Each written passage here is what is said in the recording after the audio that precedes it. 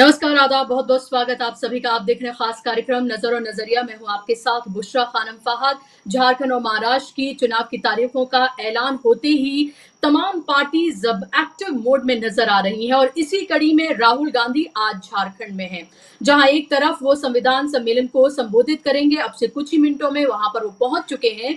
तो वहीं मैं आपको बता दूं, इस वक्त की अहम खबर यह है कि सीट शेयरिंग का फॉर्मूला इंडिया गठबंधन में सेट हो गया है। जी हाँ, आपसे थोड़ी देर पहले झारखंड के मुख्यमंत्री हेमंत सोरेन ने कांग्रेस की मौजूदगी में इस बात का ऐलान किया बाकायदा तौर पर और ये बताया कि 70 सीटों पर जेएमएम और कांग्रेस चुनाव लड़ने जा रहे हैं और 11 सीटें उन्होंने दूसरे सहयोगियों के लिए यानी कि आरजेडी और सीपीआईएम के लिए छोड़ दी हैं। हालांकि कौन कहां पर चुनाव लड़ेगा, किसको कौन सी सीट दी जाएगी, इस बात पर अभी फैसला नहीं हुआ है, लेकिन कितनी सीटों पर कौन लड़ेगा ये फॉर्मूला सेट कर लिया गया है। इससे पहले मैं आगे बढ़ूं और आपको बताऊं कि राहुल गांधी के झारखंड पहुंचने से किस तरह से भारतीय जनता पार्टी में हलचल मची हुई है। वहां पर सीट शेयरिंग होने के बाद एक तरह से वहां भगदड़ कैसे मची है बीजेपी और उनके सहयोगी दलों में, ये सब कुछ मैं आपको तफसील से बताऊंगी। लेकिन उससे पहले आप ये सुनिए हेमंत सोरेन ने क्या कुछ कहा आज सीट शेयरिंग के फॉर्मूले को सेट होने के बाद। और गठबंधन के साथ चुनावी मैदान में भी जाने का हम लोगों ने निर्णय लिया। इस संदर्भ में 81 विधानसभा में जो हम लोग इंडिया गठबंधन में हम लोग साथ रहे हैं, जेएमएम, कांग्रेस, आरजेडी के दलों के साथ इस गठबंधन में एक और सहयोगी गठबंधन में शामिल हो रहे हैं। लेफ्ट पार्टी की भी इसमें भूमिका होगी और इस चरण में, इस चुनाव में अभी जो पहले चरण में ये बातें तय हुई है कि राज्य के 70 सीटों पर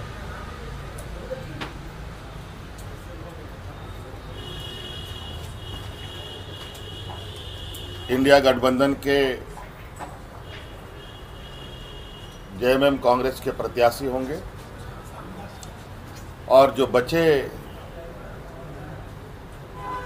विधानसभा सीट हैं, जो संख्या है, उस पे हमारे सहयोगियों के साथ जो कुछ लोग अभी आ रहे हैं, कुछ लोग दूर हैं, कुछ लोग पास हैं, उनके साथ बैठकर बाकी जगहों की भी कौन किस में चुनाव लड़ेगा ये तय कर लिया जाएगा। अभी तक ये हम लोगों ने निर्णय लिया है। धन्यवाद। तो अभी आपने यहाँ पर सुन लिया हेमंत सोरेन को और हेमंत सोरेन ने साफ तौर पर ये बता दिया कि 70 सीटें, 81 विधानसभा सीटें हैं झारखंड में और उनमें से 70 पर कांग्रेस और जेएमएम मिलकर चुनाव लड़ेगी और उसके साथ ही आरजेडी और सीपीआईएम यानी कि सीपीआई माले को उन्होंने 11 सीटें दी हैं। हालांकि कौन किस पर कहां चुनाव लड़ेगा अभी ये फॉर्मूला तय होना है। आपसे कुछ ही देर में राहुल गांधी संविधान सम्मान सम्मेलन में बोलेंगे और वो झारखंड की सरजमीन पर पहुंचे हैं। इलेक्शन की तारीखों के ऐलान के बाद ये पहली यात्रा है राहुल गांधी की। पहली बार वो झारखंड पहुंच रहे हैं जब से तारीखों का ऐलान हुआ है। तो ऐसे में ये बहुत महत्वपूर्ण हो जाता है कि राहुल गांधी वहां पर क्या बोलते हैं, क्योंकि लगातार राहुल गांधी इस तरह के सम्मेलन का हिस्सा बन रहे हैं। इससे पहले हमने उत्तर प्रदेश में देखा था, महाराष्ट्र में देखा था और झारखंड में ये सम्मेलन हो रहा है। राहुल गांधी लगातार जिसकी जितनी हिस्सेदारी उसकी उतनी भागीदारी की बात करते रहे हैं। लगातार वो जातिगत जनगणना की बात करते रहे, आरक्षण की बात करते रहे, संविधान को बचाना, लोकतंत्र को बचाना, ये तमाम मुद्दे उनकी जो लिस्ट है उसमें टॉप प्रायोरिटी पर हमेशा से रहे हैं और लोकसभा चुनाव में जिस तरह से इन मुद्दों को आगे रखकर चुनाव लड़ा गया, उसमें कामयाबी मिली। दलित वोट बैंक बड़ी तादाद में कांग्रेस की तरफ, इंडिया गठबंधन की तरफ खिंचा चलाया इसको लेकर। तो अब कहीं ना कहीं इंडिया गठबंधन को ये लगता है कि ये एक ऐसा मुद्दा है जिसे छोड़ा नहीं जाना चाहिए। दूसरी तरफ क्योंकि भारतीय जनता पार्टी लगातार ये तो कहती रहती है कि आरक्षण को कोई खत्म नहीं कर सकता है, इस तरह की तमाम बातें कही जाती हैं, लेकिन उन सब के बीच कवायद किस तरह की है भारतीय जनता पार्टी और आरएसएस की, वो सब हमारे सामने है। और उसको ये लगता है कि जहां एक तरफ जातीय गोलबंदी या जातीय समीकरण की बात या फिर संविधान लोकतंत्र को बचाने के बाद इंडिया गठबंधन कर रहा है, तो इसकी कार्ड उसके पास है सांप्रदायिक कार्ड। और यही वजह है कि झारखंड की सरजमी पर, झारखंड में आप ये देखिए कि जिम्मेदारी किसको दी गई है, हेमंत बिस्व शर्मा को। हेमंत बिस्व शर्मा और शिवराज सिंह चौहान लगभग 2 महीने से ज्यादा के वक्त हो गया है, वो उन्होंने डेरा जमाया हुआ है झारखंड में। झारखंड में पूरी ताकत झोंकी हुई है फिलहाल भारतीय जनता पार्टी ने, और वो चाहती है कि किसी भी कीमत पर साम दाम दंड भेद सब कुछ करके वो झारखंड में अपनी सरकार बनाए। हालांकि उसने 68 सीट यानी 68 सीटों पर खुद लड़ने का फैसला किया है। आजसू को 10 सीटें दी हैं, 2 सीटें जेडीयू को दी हैं और 1 सीट उसने एलजेपी को दी है। यानी कि कहीं ना कहीं ये देखें कि जेडीयू और एलजेपी जिस तरह का दबाव बना रहे थे, उनके सामने भारतीय जनता पार्टी झुकी है और उन्होंने उनको सीट दी है। लेकिन जैसे ही सीट शेयरिंग होती है, वैसे ही आप ये देखिए कि 2 बड़े चेहरे, उमाकांत रजक जो कि आजसू के बड़े चेहरे हैं और केदार हाजरा जो कि बीजेपी के बड़े चेहरे हैं, दोनों ने ही पार्टी को अलविदा कह दिया और जेएमएम का दामन उन्होंने थाम लिया है। तो इससे आप ये समझिए कि कैसे अभी टिकट बंटवारा ही हुआ है और इससे फौरन ही आप ये देखिए कि किस तरह से बगावत के सुर जो हैं वो उभरने लगे हैं आजसू से भी, जो उनका सबसे महत्वपूर्ण घटक दल है झारखंड में, और उसके साथ साथ उनकी खुद की पार्टी भारतीय जनता पार्टी का।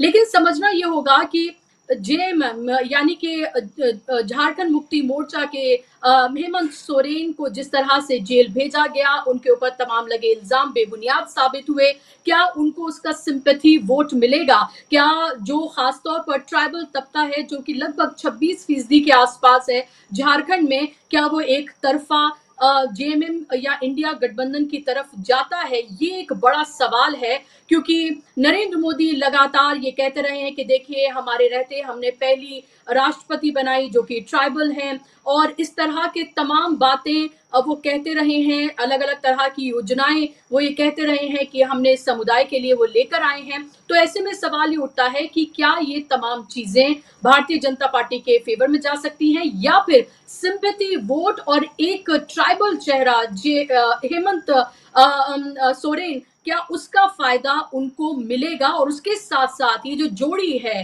हेमंत सोरेन, उनकी पत्नी कल्पना सोरेन जो कि अब बिल्कुल एक्टिव पॉलिटिक्स में है, लगातार वो रैलियां और सब कुछ कर रही हैं, उनकी गैर मौजूदगी में उन्होंने पूरी तरह से कमान संभाली थी। और राहुल गांधी का साथ में रहना, क्योंकि हम ये देख रहे हैं कि राहुल गांधी अब वो चेहरा बन गए हैं जिनके चेहरे पर ये कहा जा सकता है कि चुनाव जीता जा सकता है, वो चेहरा बन चुके हैं। और उनके इर्द गिर्द किस तरह से लोग उनके साथ जुड़ना चाहते हैं, उनको देखना और सुनना चाहते हैं। राहुल गांधी का एक तरह का एक क्रेज बना हुआ है, और झारखंड में जब वो रैलियां करेंगे और इंडिया गठबंधन की जब रैलियां होंगी, तो क्या इसका असर झारखंड के इलेक्शन में हमें बड़े पैमाने पर देखने के लिए मिलेगा?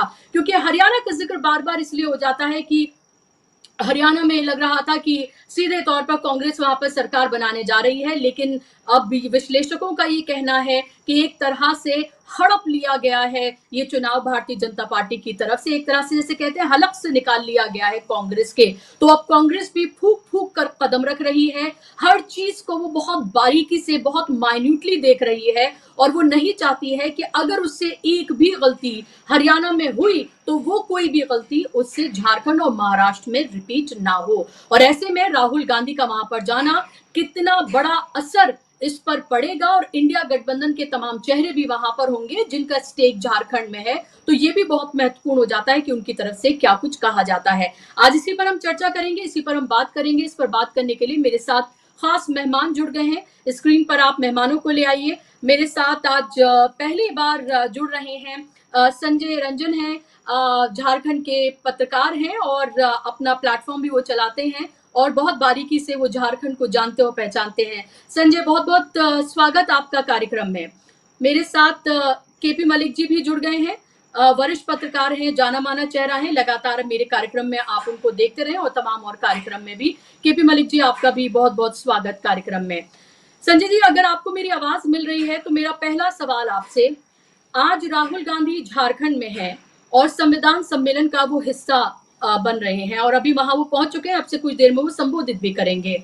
उनका वहां पर पहुंचना, हेमंत सोरेन जिस तरह से जेल में गए और फिर उसके बाद वो जेल से जिस तरह से छूटे और उसके बीच हमने देखा कि उन्होंने जब वो बीच में आए थे एक दिन के लिए, तो कैसे उन्होंने कितनी जबरदस्त दमदार उन्होंने अपनी स्पीच भी दी थी, वो पूरी तरीके से वायरल हुई थी। क्या राहुल गांधी और हेमंत सोरेन की जोड़ी झारखंड में कुछ कमाल करने जा रही है? और क्या सिंपैथी वोट आपको लग रहा है हेमंत सोरेन को मिलेगा? किस तरह से देख रहे हैं अभी फिलहाल आप स्थिति झारखंड की?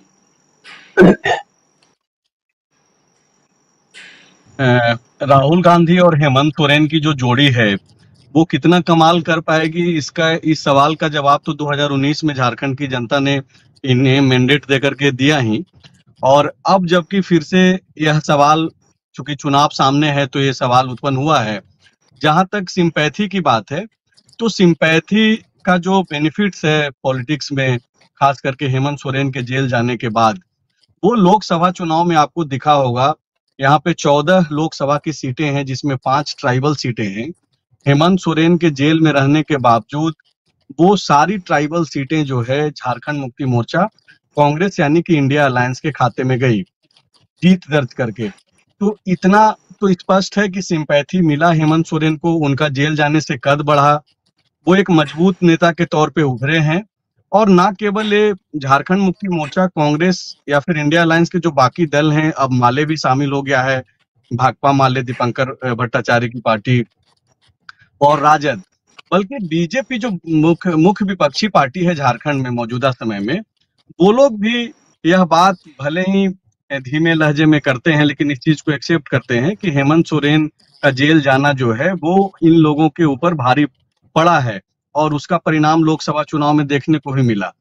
लेकिन अभी परिस्थितियां थोड़ी बदली है। वो जो सिंपैथी है कुछ सवालों में भी तब्दील हुआ है। कई सारे वो मुद्दे जो चुनाव के दौरान 2019 में किए गए थे वो सब भी हैं। आज जो राहुल गांधी का जो कार्यक्रम है जिस पे आप बातचीत करना चाह रही हैं, वो सिविल सोसाइटी का कार्यक्रम है। चुनाव की घोषणा हो गई है 18 तारीख, यानी कि कल से ही पहले फेज पे जिन 43 सीटों पे चुनाव होना है, 13 नवंबर को मतदान होना है इन 43 सीटों पे, वहां पे कल से ही जो है नामांकन की प्रक्रिया जारी है। आप ये देखिए कि एनडीए ने सीटों की घोषणा कर दिया है। हिमंता बिस्वा शर्मा, शिवराज सिंह चौहान और बाबूलाल मरांडी जो झारखंड बीजेपी के प्रदेश अध्यक्ष हैं, और जो एनडीए अलायंस में जो सहयोगी दल हैं आजसू, इन लोगों की मौजूदगी में 68, 10, 2 और 1 के फॉर्मूला पे जो है इन लोगों ने सीट घोषणा की है। 68 सीट बीजेपी, जैसा आपने बताया भी, 10 आजसू, 2 जदयू जो नीतीश कुमार की पार्टी है, और 1 लोजपा रामविलास चिराग पासवान की पार्टी चतरा मिला है। आप देखिए कि अब तक इंडिया अलायंस में ये चीजें स्पष्ट नहीं हो पाई हैं।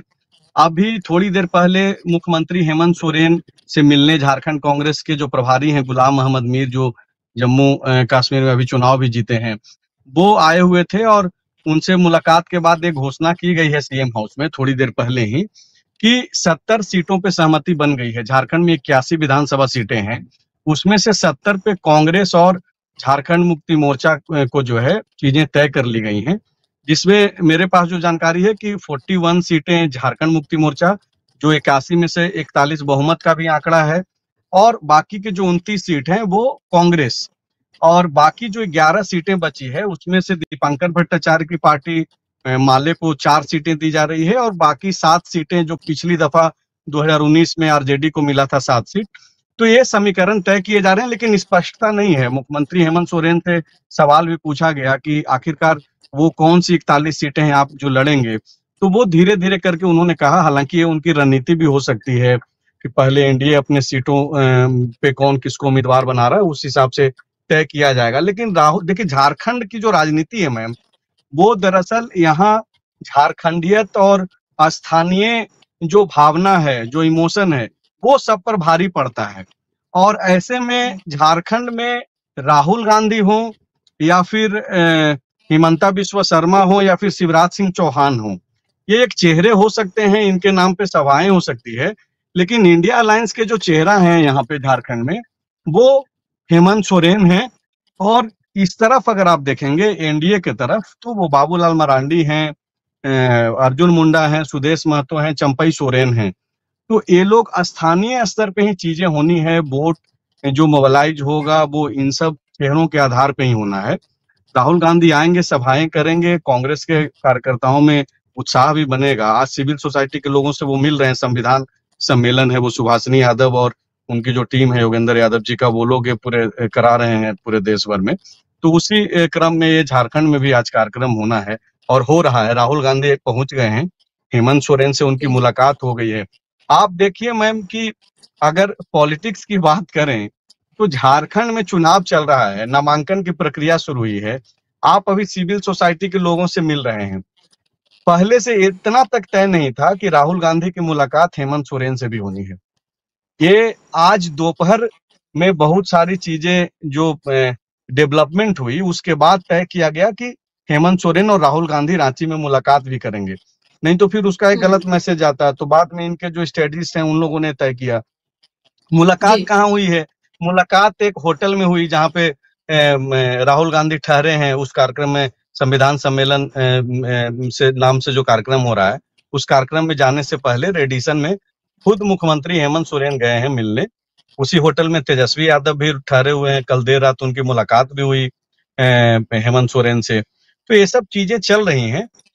झारखंड में चुनाव को लेकर के जो है, अब चूंकि नामांकन का दौर शुरू हो रहा है, दल भी बदले जा रहे हैं। जैसा कि आपने कहा कि केदार हाजरा जो जमुआ से, वो सिटिंग एमएलए रहे हैं बीजेपी के, 3 बार के एमएलए हैं, काफी वरिष्ठ नेता हैं, और वो बीजेपी छोड़ करके झारखंड मुक्ति मोर्चा का दामन थामे हो। उमाकांत रजक जो चंदन क्यारी से, जिस सीट से नेता प्रतिपक्ष लड़ते हैं, बीजेपी के जो बड़े नेता हैं अमर बाउरी, उसी सीट से चंदन क्यारी से, चूंकि आजसू फोल्डर में रहे हैं, आजसू के नेता के तौर पे रहे हैं, पूर्व मंत्री भी रहे हैं, तो ये वहां से इनकी तैयारी है। और अब चूंकि वो बीजेपी के खाते में सीट चली गई है, तो उमाकांत रजक जेएमएम आ गए हैं और जेएमएम के टिकट पे चुनाव लड़ेंगे। ये तय है, अभी तक घोषणा नहीं हुई है। कई और बड़े चेहरे जो है बीजेपी से इधर आने वाले हैं, झारखंड मुक्ति मोर्चा और कांग्रेस से भी जाने वाले हैं। रांची और हटिया में बहुत सारा तब्दीली हो रहा है। अजय नाथ सहदेव जो कांग्रेस के नेता थे, उनका नाम बीजेपी की तरफ से चल रहा है, अब तक घोषणा नहीं हुई है। कई लोग जो ज्वाइन भी नहीं किए हैं पार्टियों में, उनका नाम जो उम्मीदवार के तौर पे विश्वास सूत्रों के मुताबिक ही चल रही है, लेकिन ऐसी खबरें चल रही हैं। तो काफी सारी तब्दीलियां हैं। लेकिन हेमंत जी। सोरेन और राहुल गांधी जिस मजबूती के साथ 19 में लड़े, कई सारे मुद्दों पे काम भी हुआ है। एक जिस पे इन लोग सवालों के घेरे में है, वो रोजगार का है, नौकरी का है। नौकरी के मसले पे ये लोग उम्मीदों के अनुरूप उसके इर्द गिर्द भी खरे नहीं उतर पाए। लेकिन इन लोग के तरफ से एक कोट किया जाता रहा है हमेशा कि अगर हम लोग नहीं कर पाए तो आप लोग, वो 5 लाख नौकरी नहीं दे पाए तो आप लोग 2 करोड़ कहाँ दे पाए। तो इस तरीके के सवाल जो पॉलिटिकल बयानों में जो दिखता है, वो सब चल रहा है। लेकिन बाद बाकी जो ग्राउंड की जो परिस्थितियां हैं, वो पल-पल समीकरण बदल रहे हैं। चूंकि नेताओं का आने जाने का दौर शुरू है, पाला बदलने का, तो अभी थोड़ा वक्त लगेगा, तब जाकर के स्पष्ट हो पाएगा कि क्या वाकई में संजय, मैं आपके 2019 की पास तरह लौट रही हूँ। 24 मेरे पास कई महत्वपूर्ण सवाल हैं आपके लिए, और मैं आपके पास जी लौटूंगी कि एक तरफ जहां हमें हेमंत सोरेन इंडिया गठबंधन का एक चेहरा, एक मजबूत चेहरा और सिटिंग मुख्यमंत्री हैं, और ये पता है कि अगर उनकी सरकार बनती है तो वो मुख्यमंत्री बनेंगे। लेकिन वहीं बीजेपी की अगर हम बात करते हैं तो वहां चेहरों की भरमार है, और वहां पर इसी को लेकर गुटबाजी भी है। ये मैं आपके पास लौटूंगी कि इसका कितना असर है हेमंत बिस्वा शर्मा का वहां पर होना और वहां पर सांप्रदायिक बयान देना और उस तरह की सियासत करना जिस तरह से वो जाने जाते हैं, उसका क्या असर है। मैं ये सवाल मैं आपसे पूछूंगी, आपके पास लौट रही हूँ। लेकिन केपी मलिक जी, जल्दी से आपके पास, और मेरा सवाल आपसे कि झारखंड की जब हम बात करते हैं तो झारखंड में हमें ये भी देखना चाहिए कि वहां इंडिया गठबंधन की सरकार है। जाहिर सी बात है, 5 साल से वो सरकार चला रहे हैं, तो वहां पर एंटी इनकम्बेंसी भी उनके खिलाफ होगी ही। अगर सब जगहों पर नहीं होगी तो कुछ जगहों पर होगी, कुछ मुद्दों को लेकर हो सकती है। लेकिन फिलहाल की स्थिति को आप कैसे वहां पर देखते हैं? हेमंत बिस्व शर्मा को अगर जिम्मेदारी देकर झारखंड भेजा जाता है तो इससे तो बिल्कुल स्थिति साफ है कि भारतीय जनता पार्टी अपने उन्हीं मुद्दों को लेकर मैदान में उतरेगी जिसकी वो चैंपियन है, यानी कि सांप्रदायिक ध्रुवीकरण। देखिए बुशरा जी, आपको दो तीन चीजें इसमें समझनी होंगी। जैसे कि संजय जी ने सबसे पहले कहा कि ठीक है, सारी बातें हैं, लेकिन हमें यह भी नहीं भूलना चाहिए कि इस सरकार की 5 साल की एंटी कॉम्बेंसी भी है और रोजगार आज खाली झारखंड में ही नहीं पूरे देश में मुद्दा बना हुआ है। लेकिन उसके बावजूद हमने ये भी देखा है कि रोजगार चुनाव में बहुत ज्यादा कमाल दिखा नहीं पा रहा है। चाहे उसमें हरियाणा का चुनाव हो, चाहे पीछे आपने यूपी का चुनाव देखा है, आते आते राजनीति बदल जाती है, जातीय क्षेत्र में बदल जाती है और क्षेत्रवाद में बदल जाती है। तमाम चीज मैं यहाँ पे हेमंत सोरेन को देख रहा हूं कि उनके साथ दो सिंपैथी काम कर रही हैं। एक तो उनका जेल जाना और जेल से फिर बाहर आना, क्योंकि उनके ऊपर कोई मजबूत ऐसे आरोप नहीं सिद्ध कर पाए सरकार के भाई उनको अंदर रख सके या उनके ऊपर सीरियस कोई मुकदमा चलाया जा सके, तो उनका जल्दी बाहर आना जताता है कि उनको निर्दोष थे वो और जानबूझ के भारतीय जनता पार्टी ने उनको जेल में डाला था। तो इसकी बड़ी सिंपैथी उनको मिलेगी। दूसरी ये मिलेगी कि जिस प्रकार से चंपई सोरेन ने उनको धोखा दिया है, उसकी भी एक सिंपैथी कहीं ना कहीं मुझे लगता है हेमंत सोरेन को वहां मिलेगी। और तीसरी बात जिसकी मैं तस्दीक करता हूं संजय जी की, इन्होंने कहा कि चाहे वो राहुल गांधी हो, चाहे हेमंत शर्मा हो, चाहे तमाम दूसरे नेता हो, वो भीड़ इकट्ठी कर सकते हैं, बड़ी बड़ी रैलियां कर सकते हैं, लेकिन उनका क्षेत्रीय जो जनाधार है उस पर कोई खास प्रभाव नहीं पड़ेगा। तीसरी बात आपने खुद ही कह दी है कि हेमंत शर्मा को अगर आसाम से वहां लाया गया है तो किस काम के लिए लाया गया है, वो सब उस बात से भली भांति परिचित हैं कि उसमें तोड़फोड़ की जाए, तमाम शाम दाम दंड भेद किए जाएं, लगातार वो अपनी रिपोर्टिंग जो है अमित शाह को देते रहें और किस चीज को किस तरीके से करना है, कहाँ का किस। आपको ये भी याद होगा कि ईडी के छापे लगातार झारखंड में भी चल रहे हैं, बिहार में भी चल रहे हैं, तो वो जो तोता है इनका लगातार वो भी अपना काम कर रहा है। तो उस काम के लिए उसमें माहिर भी है, हेमंत शर्मा भी माहिर हैं उसमें, बाकी लोग भी माहिर हैं, तो उस चीज का प्रयोग भी भली भांति कैसे हो झारखंड के चुनाव में, उसकी भी कवायद चल रही है। लेकिन यहां मैं ये मानता हूं कि अगर बुशरा जी हम देखें बाकी जो राज्य हैं उन राज्यों के मुकाबले झारखंड में जेएमएम बहुत मजबूत है। और मैंने एक बात नोट की है पिछले दिनों कि हेमंत सोरेन जो है वो अपने पिताजी के नक्शे कदम पे चल रहे हैं। और अगर उनका हाव भाव भी आज आप देखते हैं, उन्होंने शायद दाढ़ी नहीं कटवाई है, बाल नहीं बनवाए हैं, तो अगर एकदम से मेरे जैसा पुराना आदमी कोई देखेगा तो मुझे लगता है तो शिबू सोरेन है। अगर वो तो चश्मा उस्मा भी ऐसे ही पहने हुए हैं। और इस चीज को लोकल लोग बहुत ज्यादा लाइक करते हैं कि हमसे जुड़ा हुआ व्यक्ति है, हमारे बीच का व्यक्ति है। तो वहां पे क्या है कि भावनाओं में लोग बहते हैं और ये चीज बहुत ज्यादा फायदा मुझे लगता है कि जेएमएम को आने वाले चुनाव में करेगी। दूसरा क्या है कि अगर हम विस्तृत रूप से देखें, चाहे आप उत्तर प्रदेश का उदाहरण ले लें, भारतीय जनता पार्टी उत्तर प्रदेश में भी आपने लोकसभा में देखा, लेकिन अखिलेश यादव की जो राजनीतिक दल है और वो खाली एक राज्य की पार्टी है, उसने बड़ा कमाल वहां पे दिखाया। तो इसी तरह से जेएमएम झारखंड की सबसे बड़ी पार्टी, सबसे मजबूत पार्टी है। तो भारतीय जनता पार्टी भले ही जो भी कर ले कुछ सीटों पर प्रभाव डाल सकती है, लेकिन बिल्कुल ही वो सफेद को काला कर दे, मुझे इसकी उम्मीद बहुत कम है। और जिस प्रकार से पूरे भारत में आज की डेट में इंडिया गठबंधन का मामला चल रहा है, उसके एक मुख्य किरदार मैं हेमंत सोरेन को समझता हूं। और जनता भी चाहेगी कि वो जीते, आगे बढ़े और इंडिया गठबंधन की कल को अगर सरकार बनती है या इंडिया गठबंधन मजबूत होता है तो वहां पे हेमंत सोरेन मजबूत रहें और मजबूती से अपनी चीजें उठाएं, ये सोच के भी जनता उनके पीछे चलेगी, मुझे ऐसा लगता है। जी, महत्वपूर्ण आपने कई बातें कही हैं और इसीलिए संजय मेरा सवाल आपसे यही कि जो मैं पहले भी आपसे पूछ रही थी और उसमें एक सवाल और मैं जोड़ूंगी कि एक तरफ लोगों को ये क्लियर है कि इंडिया गठबंधन का चेहरा कौन है, अगर उनकी सरकार बनती है तो फिर से हेमंत सोरेन ही चीफ मिनिस्टर बनेंगे, इसमें कोई इफ एंड बट्स नहीं है। लेकिन वहीं दूसरी तरफ अगर भारतीय जनता पार्टी की हम बात करते हैं, उनके गठबंधन की बात करते हैं, खासतौर पे खुद सिर्फ बीजेपी की बात कर ले तो उनके पास चेहरों की भरमार है और अब एक और चेहरा चंपई सोरेन भी उसके साथ जुड़ गए हैं, वो भी कुछ ना कुछ सोच कर ही आए होंगे। भाई अगर वहां पर उनको चीफ मिनिस्टर बनाया जाता है और उन्हें हटाकर फिर से हेमंत सोरेन बच जाते हैं और उनको बहुत इसको लेकर वो खफा होते हैं और बीजेपी में चले जाते हैं, तो अगर बीजेपी में भी उन्हें कुछ ना मिले तो फिर वो किस लिए वहां पर गए हैं? तो ये महत्वपूर्ण सवाल। दूसरा सवाल मेरा आपसे इससे जुड़ा हुआ कि हमने झारखंड में देखा है कि मॉब लिंचिंग की कई घटनाएं वहां पर हुई हैं, सांप्रदायिक ध्रुवीकरण, सांप्रदायिक हिंसाएं भी वहां पर होती रही हैं। हेमंत बिस्व शर्मा को आसाम से वहां पर भेजना और लगातार उनके वहां से आते हुए बयान, इसका कितना असर आप जमीन पर देख रहे हैं? और पहले वाला मेरा सवाल कि क्या इसका भी फायदा इंडिया गठबंधन को हो सकता है कि एक शॉर्ट एक चेहरा है कि अगर जीते तो यही बनेंगे?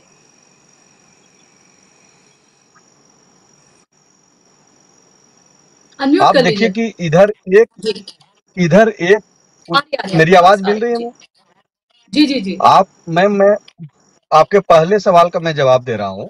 आप इधर देखिए कि हेमंत सोरेन एक चेहरा है जो सारे निर्णय ले रहे हैं, तो जाहिर सी बात है कि ये सोचने में भी और उसके इम्प्लीमेंटेशन में भी जो है तेजी आती है अगर कोई एक व्यक्ति जो है निर्णय ले रहा है उस तरीके से। तो लेकिन अगर दूसरे तरफ अगर आप बीजेपी और एनडीए की तरफ अगर बात करते हैं, उधर बोला जाता है कि हमारे तरफ लोकतांत्रिक प्रक्रिया है और राष्ट्रीय पार्टी है और कोई भी मुख्यमंत्री बन सकता है।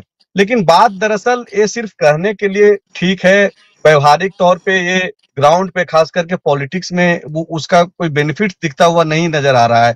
खास करके झारखंड में 4-5 जो उम्मीदवार हैं सीएम के, खास तौर पे पहले तो बाबूलाल मरांडी हैं, उसके बाद अर्जुन मुंडा हैं, चंपई सोरेन हैं, नेता प्रतिपक्ष अमर बाउरी हैं। तो ये सारे जो लोग हैं जो उम्मीदवारी सीएम पद की उम्मीदवारी में जो अपने आप को मान रहे हैं, तो आप ये देखिए कि अपने अपने हिसाब से ये लोग अपने लोगों को सेट करने में लगे हुए हैं। आपने एक सवाल किया चंपई सोरेन को लेकर के कि उनको मुख्यमंत्री बनाया गया और बाद में उनके जगह पे फिर से जो है उस पद पे मुख्यमंत्री हेमंत सोरेन आ गए, तो वो नाराज होके चले गए।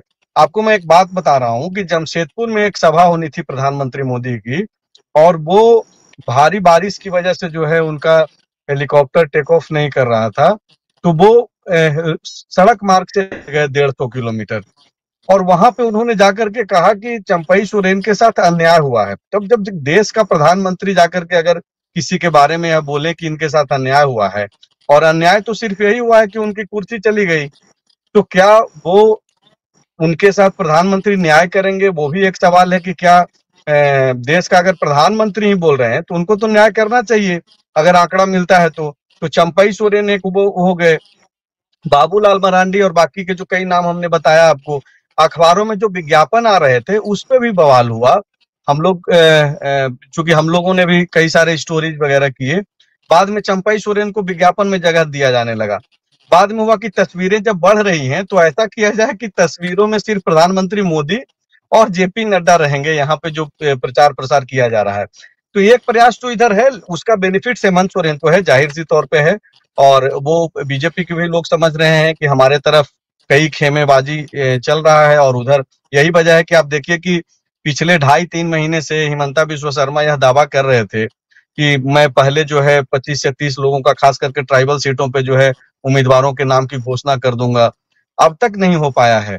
चुनाव का घोषणा हो गया है, 48 घंटे से ज्यादा के वक्त हो गए हैं, नामांकन की प्रक्रिया शुरू हो गई है, लेकिन अब तक जो है सूची जारी नहीं हुई। तो ये सब चीजें हैं। दूसरी बात हिमंता के सवाल का जो आप पूछ रही हैं, तो हिमंता बिस्व शर्मा जब से झारखंड में आए हैं, जब से चुनाव सह प्रभारी गया है, हालांकि चुनाव प्रभारी शिवराज सिंह चौहान है, आगे बढ़ करके जो भूमिका निभा रहे हैं वो हिमंता बिस्व शर्मा ही हैं। वो जब आए तो बांग्लादेशी घुसपैठ का मुद्दा जो है उन्होंने यहाँ पे उठाया और बहुत तरीके से उसको स्थापित करने की कोशिश भी हुई। एक पीआईएल भी दर्ज किया गया, उस पे सुनवाई कोर्ट में हुई, तो कई सारे चीज जो है वो चल रहे थे। लेकिन अभी क्या है कि आप ये देखिए कि वो सारी चीजें जो है अभी सुप्रीम कोर्ट से जो एक निर्देश आया बांग्लादेशी घुसपैठ के मसले पे कि बांग्लादेश का भी कोई अगर आदमी यहाँ पे है तो उसको दिया जा सकता है सिटीजनशिप, तो इस वजह से वो चीजें उस पे अभी तो सवाल नहीं उठ रहा है, अभी बयानबाजी नहीं हो रहा है। और उसका नुकसान बीजेपी के लोग भी मान रहे थे। अगर यहाँ पे बहुत ज्यादा ध्रुवीकरण करने की कोशिश की जाएगी तो वो चीजें होती हुई दिखाई नहीं दे रही है। झारखंड में हेमंत सोरेन यहाँ पे अल्पसंख्यकों के, ट्राइबल्स के बीच में उनकी जो पैठ बढ़ी है, उसको उसकी समझ है, बीजेपी के भी लोगों को है। तो वो लोग तरीके से बातचीत कर रहे हैं, और बाहर से आकर के अगर कोई यहाँ पे व्यक्ति दूसरे तरीके से अगर बात रखते हैं तो उसका उल्टा रिएक्शन होता है। झारखंड अगर आप आई हैं या फिर अगर कभी आएंगी, और यहाँ के ग्रामीण जो परिवेश है, जो परिस्थितियां हैं, जिस तरीके से गांव के लोग रहते हैं, उनका जो दिनचर्या है, जीवन जीने का जो तरीका है, वो डिफरेंट है, खास करके ट्राइबल्स इलाकों में। तो उसका रिएक्शंस वगैरह होता है। मैंने हिमंता बिस्वा शर्मा का जब इंटरव्यू किया तो मैंने उनसे पूछा भी, मैंने बोला कि आप उन लोगों की चिंता कर रहे हैं जिन्हें तकलीफ ही नहीं महसूस हो रहा है। आप बोल रहे हैं कि मुस्लिम जो है बाहर से बांग्लादेशी घुसपैठ आ रहे हैं और इनकी जो जनसंख्या है वो कम हो रही है, और जिन लोगों को आप बोल रहे हैं कि आपकी जनसंख्या समाप्त हो रही है, उनको अगर इस चीज का आभास नहीं है, क्योंकि ग्राउंड पे वैसी चीजें नहीं है। आप पॉलिटिकल बयान एक अलग मसला है, तो वो अगर महसूस नहीं करेंगे तो ये ग्राउंड पे मुद्दे नहीं बनेंगे। ठीक है कि मीडिया में बयान वो चलेगा, बड़े लीडर हैं, अगर वो कुछ बयान देते हैं तो हमारी आपकी मजबूरी है कि उस बयान को चलाया जाए, और चलाना ही पड़ता है। लेकिन जो ग्राउंड की जो परिस्थितियां हैं वो उस चीज पे नहीं है, उस पीच पे, और उसका काट भी इन लोगों की तरफ से निकाल लिया गया। आपको याद होगा कि निशिकांत दुबे जो गोड्डा से सांसद हैं, उन्होंने संसद में एक बयान दे दिया था कि झारखंड के कुछ इलाके, खास करके जो पाकुड़ का और राजमहल का इलाका है, बंगाल का मुर्शिदाबाद और बिहार का कटिहार, किशनगंज, अररिया का जो इलाका है, इन सब को मिलाकर के उन्होंने यूनियन टेरिटरी बनाने की एक मांग की थी।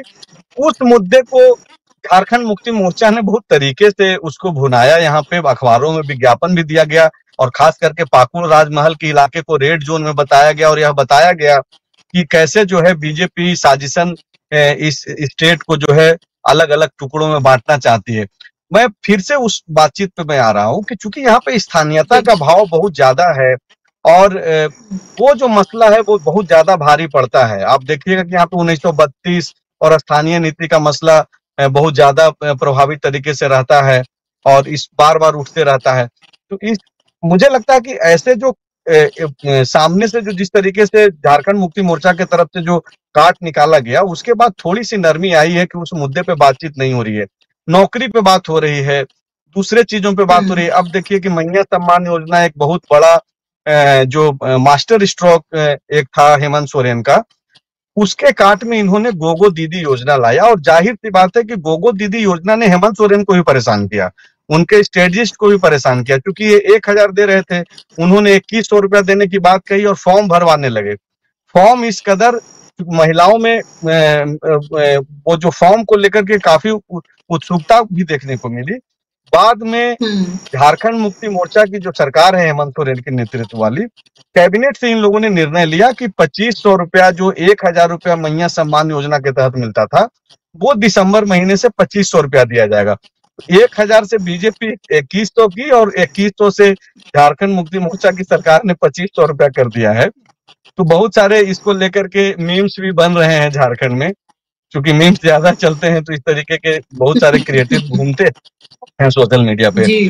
तो इस तरीके की परिस्थितियां चल रही हैं मैम यहाँ पे, और अभी चूंकि शुरुआत है, समय कम है चुनाव में। संजय आपके पास, मेरे पास एक और आखिरी आपके लिए एक महत्वपूर्ण सवाल है, और वो सब कुछ, बहुत सारी चीजें उससे तय होंगी और देखना होगा कि कितना वो प्रभावी होता है। वो सवाल मैं आपसे पूछूंगी, आपके पास मैं लौट रही हूँ। लेकिन केपी मलिक जी, क्योंकि राहुल गांधी आज है यहाँ पर और संविधान सम्मान सम्मेलन में है, वो जाहिर सी बात है कि अभी वो इससे शुरुआत कर रहे हैं, लेकिन देखना ये होगा कि क्या इंडिया गठबंधन के जॉइंट रोड शोज होते हैं, क्या हेमंत बिस्वा शर्मा और राहुल गांधी एक साथ रोड शोज करते हैं, क्या वो जो रैलियां हैं इंडिया गठबंधन की वो इकट्ठी होती हैं, किस तरह से राहुल गांधी और पूरा इंडिया गठबंधन अपनी ताकत यहाँ पर दिखाता है हेमंत सोरेन के साथ, वो देखना बेहद महत्वपूर्ण होगा। क्या आपको लगता है कि जातीय समीकरण, आरक्षण का मुद्दा, और इसके साथ साथ जिसकी जितनी हिस्सेदारी उसकी उतनी भागीदारी,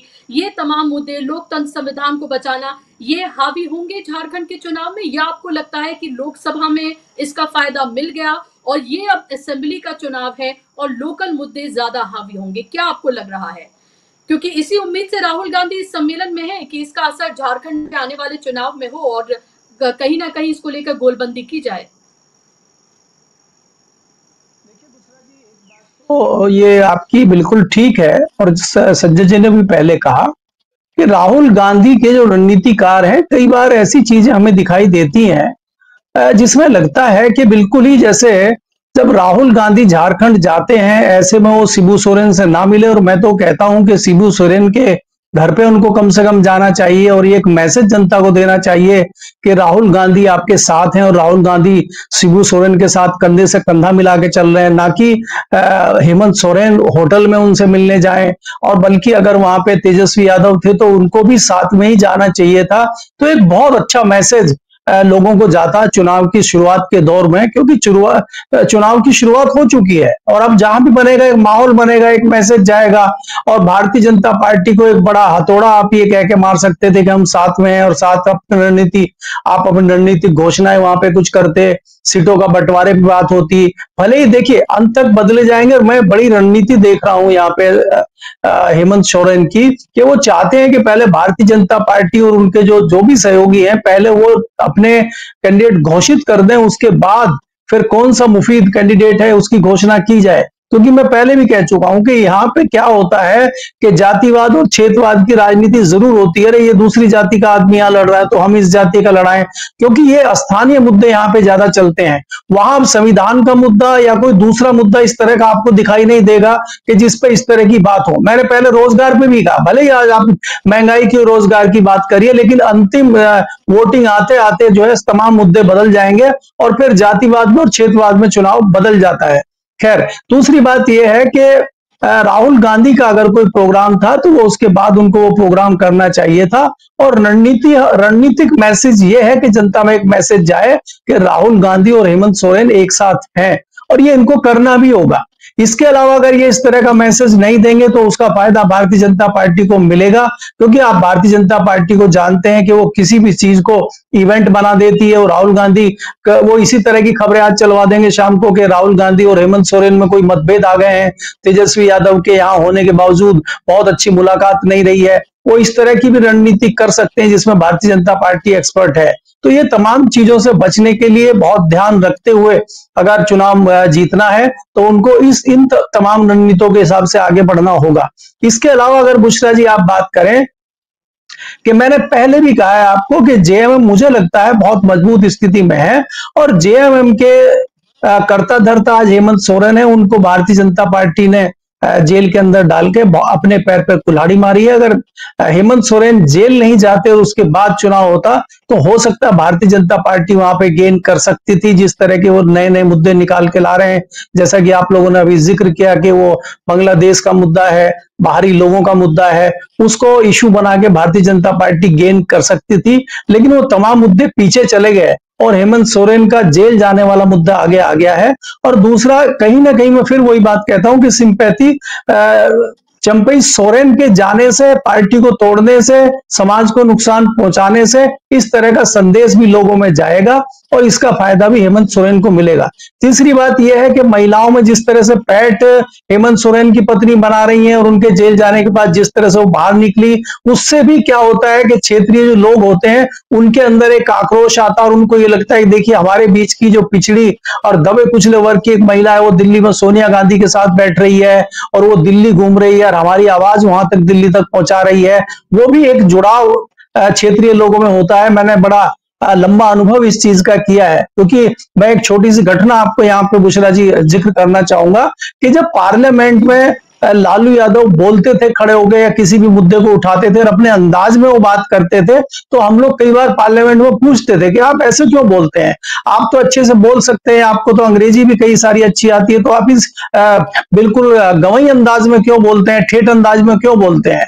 बोली देखिए, मेरा जो आदमी वहां गांव में दूर दराज बैठा है उस तक मुझे मैसेज पहुंचाना है कि उनके बीच का एक आदमी पार्लियामेंट के बीच में बैठा है और वो किसी प्रधानमंत्री से, किसी बड़े नेता से, किसी से नहीं डर रहा है और आपकी आवाज बुलंद कर रहा है वहां पे। जब तक ये मैसेज क्षेत्रीय लोगों के पास नहीं जाएगा तब तक वो मुझसे नहीं जुड़ेंगे। तो मुझे लग रहा है कि ये जो मुद्दे, चाहे वो हेमंत सोरेन हो चाहे उनकी पत्नी हो, इन्होंने जिस तरह से उठाए हैं इसका फायदा आने वाले चुनाव में उनको मिलेगा। जी जी बिल्कुल। और ये बात महत्वपूर्ण आपने कही है, खासतौर पर कल्पना सोरेन को लेकर कि वो जिस तरह से लगातार गैर मौजूदगी में हेमंत सोरेन की, तब भी वो पूरी तरीके से उन्होंने कमान संभाली और एक मुख्य चेहरे के तौर पर वो सामने निकल कर आई। दिल्ली में भी जब इंडिया गठबंधन की रैली हुई उसमें भी थी, सोनिया गांधी से उनकी मुलाकात होना, और अभी भी लगातार हम ये देख रहे हैं कि वो संवाद करती हुई नजर आ रही है। और कहीं ना न सिर्फ महिलाओं में, ट्राइबल महिलाओं में, बल्कि दूसरी महिलाओं में भी उनकी अच्छी खासी पैठ देखने के लिए मिल रही है। ये सवाल मेरा आपसे भी संजय कि इसका कितना फायदा आपको लग रहा है कि जेएमएम को, इंडिया गठबंधन को होगा कल्पना सोरेन का इतना एक्टिव पॉलिटिक्स में आना।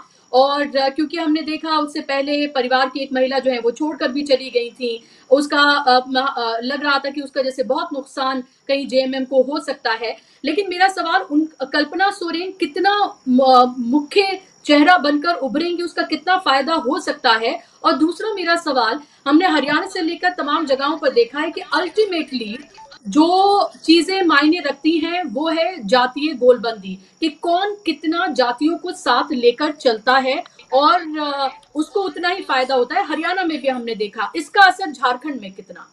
संक्षेप में दोनों बातों का जवाब। देखिए, यहाँ पे कल्पना मुर्मू सोरेन का जो उभार जो हुआ, खास करके हेमंत सोरेन के जेल जाने के बाद, पहले ये स्कूल चलाती थी और स्कूल चलाने का जो अनुभव आप इनको देखेंगे कि भाषण देने के दौरान झारखंड में अगर ईमानदारी से अगर बोला जाए तो सबसे अच्छी, अगर कोई स्पीकर अच्छा कोई बोलने वाला है तो कल्पना मुर्मू सोरेन है, चाहे वो बीजेपी हो, कांग्रेस हो, जेएमएम हो। इवन कुछ लोग ये भी चर्चा करते हैं कि हेमंत सोरेन भी शायद असहज महसूस करते होंगे कल्पना मुर्मू सोरेन को लेकर के, कि वो जिस तरीके से वो अपनी बातें रखती हैं, जोड़ती हैं, मंच का पूरा इस्तेमाल करती हैं, चारों तरफ घूम घूम के बात करती हैं और टू वे कम्युनिकेशन रखती हैं। वो जब कुछ बोलती हैं तो उसका फीडबैक लेती हैं। झारखंड के नेताओं में हम लोग ये सब नहीं देख पाते थे और वो कल्पना मुर्मू सोरेन इस तरीके से वो बात करती हैं, वो काफी लोकप्रिय तो हो ही गई हैं।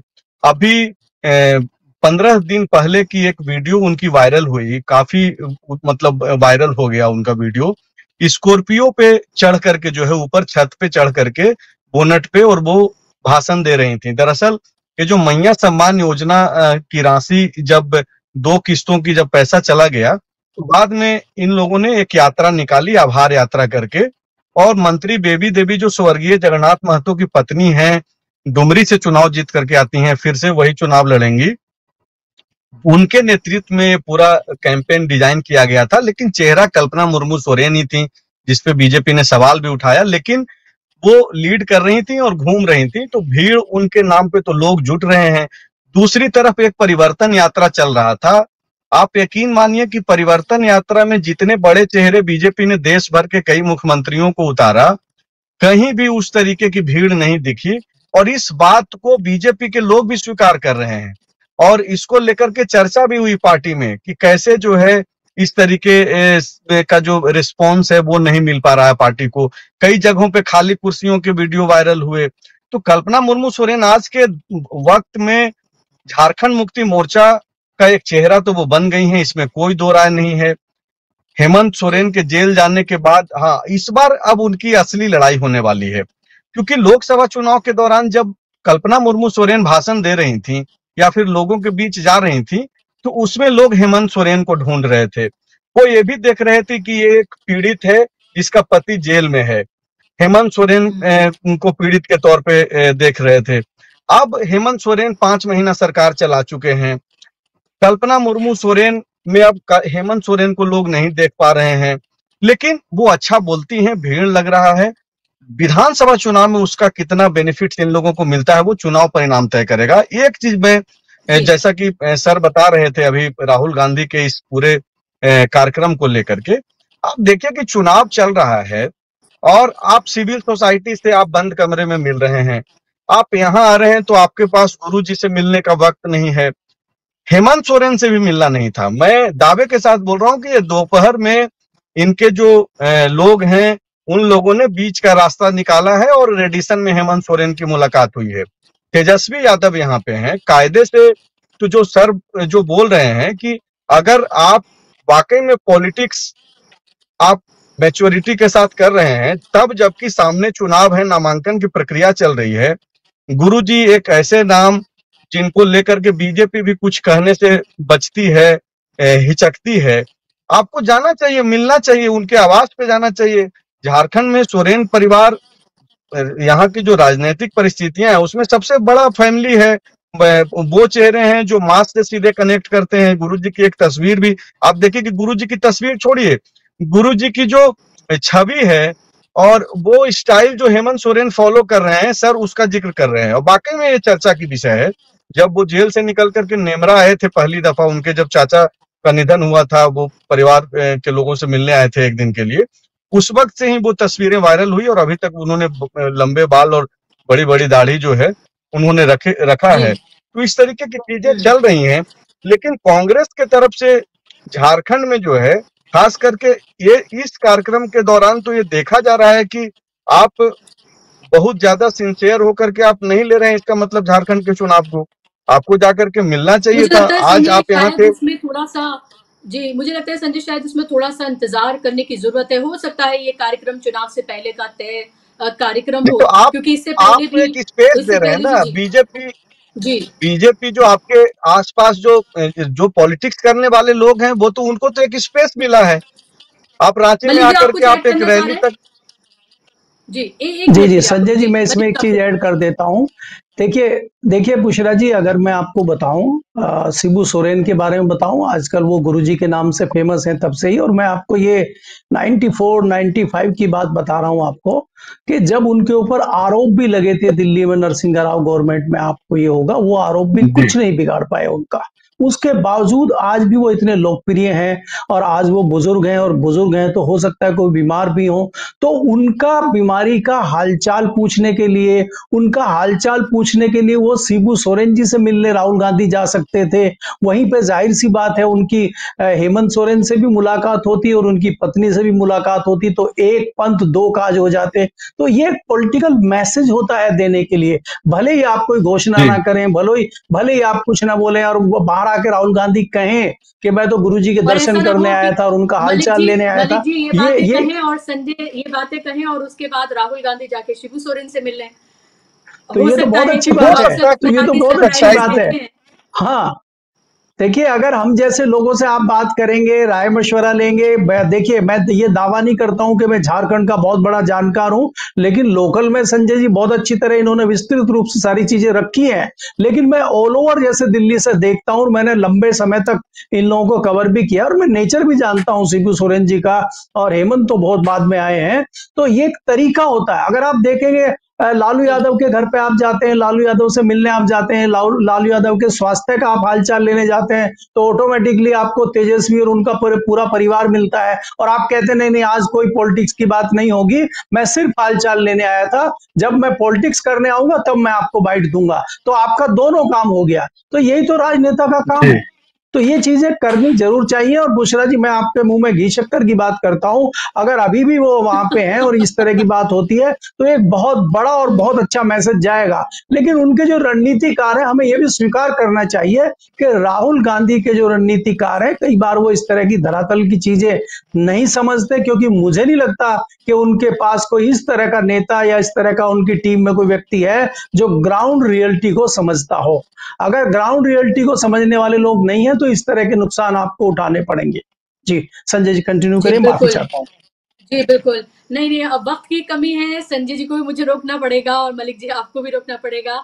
और फिर किसी और दिन संजय जी को बुलाया जाएगा। और बहुत सारे अभी झारखंड को लेकर मेरे जहन में सवाल थे और एक सवाल मेरा अधूरा भी रह गया, लेकिन वक्त की कमी है तो इसलिए कार्यक्रम को मुझे यहाँ पर समाप्त करना होगा। लेकिन ये जरूर है कि राहुल गांधी आज वहां पर हैं तो चर्चा का विषय है होस्ट, क्योंकि राहुल गांधी कहीं पर भी जाते हैं तो कुछ ना कुछ सरप्राइजिंग अप्रत्याशित करते हैं। किसी से मुलाकात करना, कोई ना कोई, जैसे वो एक कंटेंट क्रिएटर भी बन गए हैं तो कहीं ना कहीं किसी ना किसी ग्रुप से वो मुलाकात करते हैं, कुछ ना कुछ ऐसा करते हैं। तो देखना होगा कि क्या झारखंड से भी इस तरह की कोई वीडियो उनकी बाद में सामने निकल कर आती है, ये देखना महत्वपूर्ण होगा। और सीटों की शेयरिंग का फॉर्मूला तय हो गया है, हाथ में वही संविधान, वो लाल किताब हाथ में लेकर, संविधान की वो प्रति लेकर राहुल गांधी ने फिर से आज इस सम्मेलन की शुरुआत जो की है, इसका क्या असर आगे देखने के लिए मिलता है। अभी लंबा चुनाव है और देखना है कि इस पूरे चुनाव में क्या कुछ हमें और किस तरह की तस्वीरें देखने के लिए मिलती हैं।